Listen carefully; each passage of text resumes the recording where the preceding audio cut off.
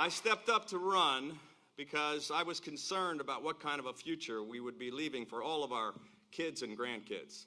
And for me, the greatest title wasn't governor or senator, it's dad and pop-pop.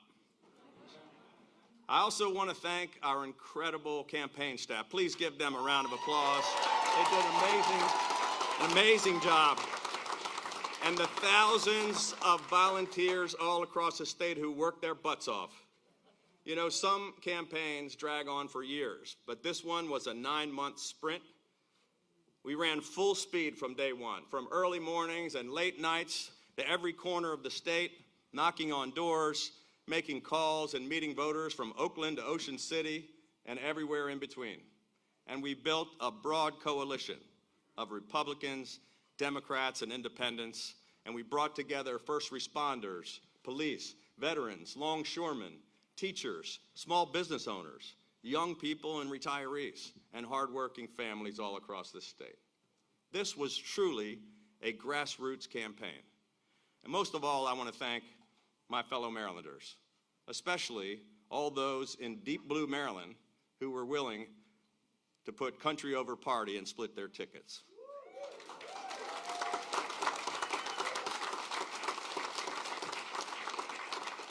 If the pundits and the politicians were more like the good and decent people that I meet every day on the campaign trail, our country would be so much better off. We got into this race for the right reasons, to fix the broken politics and to put our country on the right track. And we ran the kind of campaign that represents what politics can be and what it should be, driven by the people, not the party bosses, and focused on the issues that actually matter to families all across Maryland. From day one, this was the only campaign in America that reached out to Republicans, Democrats, and independents alike, because that's what it's going to take to solve the serious problems we face.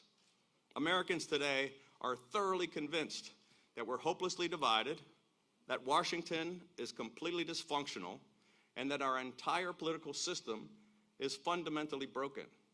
The voices of the exhausted majority are ignored in deference to the demands of the loudest and angriest few who seem hell-bent on tearing America apart.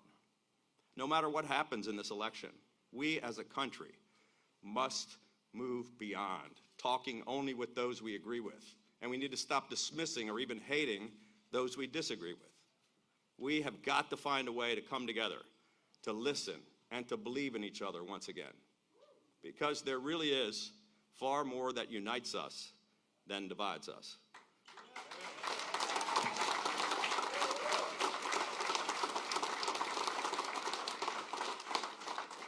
While tonight did not bring the outcome we had hoped for, we can all hold our heads high.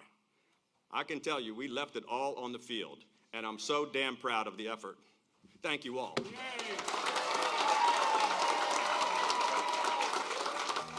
Thank you all.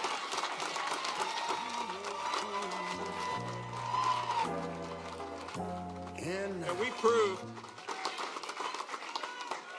we proved that campaigns can be about so much more than just red versus blue. I kept stressing that we need to get back to the red, white, and blue.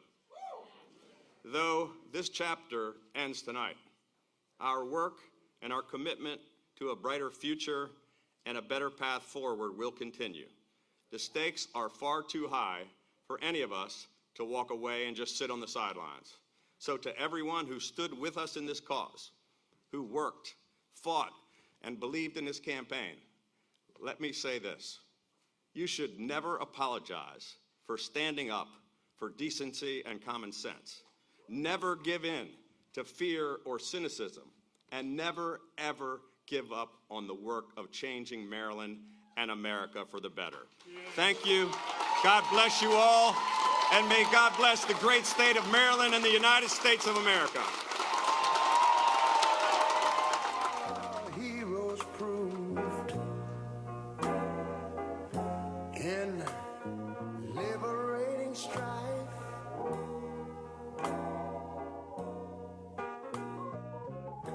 Who more than self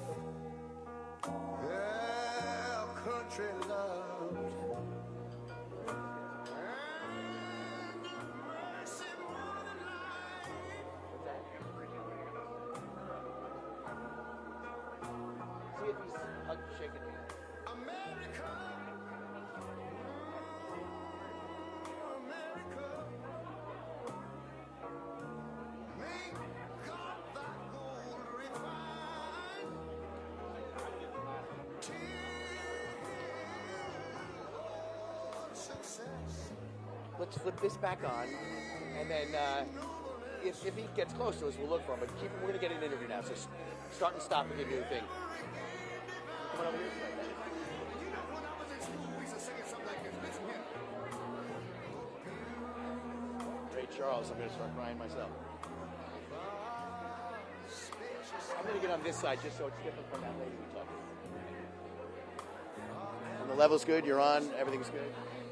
Hey there, 1, 2, 3, 4, 5, 6. Your reaction? Well, obviously disappointed. It was one of the most expensive races. $85 million, I think, went into this one. I still believe everything that Governor Hogan talked about. We've got to work together to solve the big problems we face, and we have to stop seeing each other as adversaries in this country.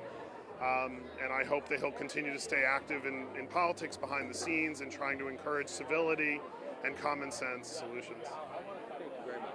Appreciate it. Let me get your name before you run off.